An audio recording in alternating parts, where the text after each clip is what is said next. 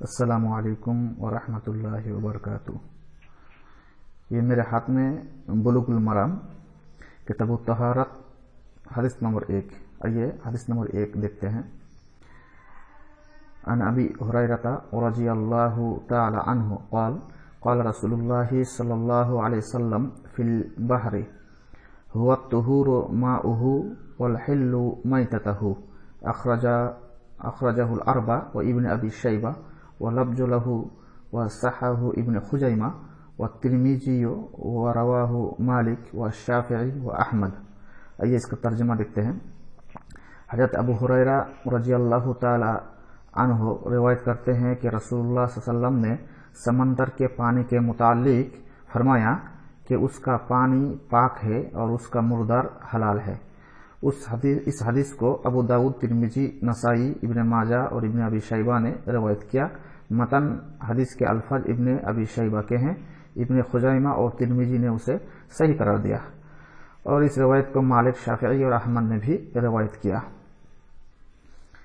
اس حدیث سے ثابت ہوتا ہے کہ سمندری پانی کا پاک ہونا، اس سے وضو کرنا، اس کو صاف کر کے اپنے استعمال میں لانا صحیح ہے۔ اور اسی طرح یہ بھی ثابت ہوتا ہے کہ جو جانور صرف سمندر کے ہیں، یعنی وہ سمندر کے باہر زندہ نہیں رہ سکتے، وہ سب حلال ہیں، چاہے سمندر میں مر جائے یا نکلنے کے بعد مر جائیں، اور یہ کہ سمندر میں سفر کرنا جائز ہے۔ اور اس حدیث کے جو راوی ہیں حضرت ابو ہریرہ رضی اللہ تعالیٰ عنہ، وہ جلیل القدر صحابی رسول ہیں، جن میں سے سب سے زیادہ احادیث نبوی ہم تک پہنچی ہے، اور صاحب استیعاب کی رائے کے مطابق ان کا نام عبداللہ یا عبد الرحمن تھا۔ قبیلہ دوست سے تھے۔ 6 ہجری میں اسلام لائے اور 78 سال کی عمر پائی، اور 59 میں اس دنیا فانی سے کوچ کیا اور مدینہ منورہ کے بقیع غرقد نامی قبرستان میں دفن کیے گئے۔ حضرت عمر کے زمانہ خلافت میں مفتی کے فرائض انجام دیتے رہے۔ ان سے کم و بیش 5384 احادیث مروی ہے، واللہ اعلم۔ حدیث نمبر 2۔ وعن ابی سعید الخدری رضی اللہ تعالی عنہ قال قال رسول اللہ صلی اللہ علیہ وسلم ان الماء طہور لا ينجس شیء۔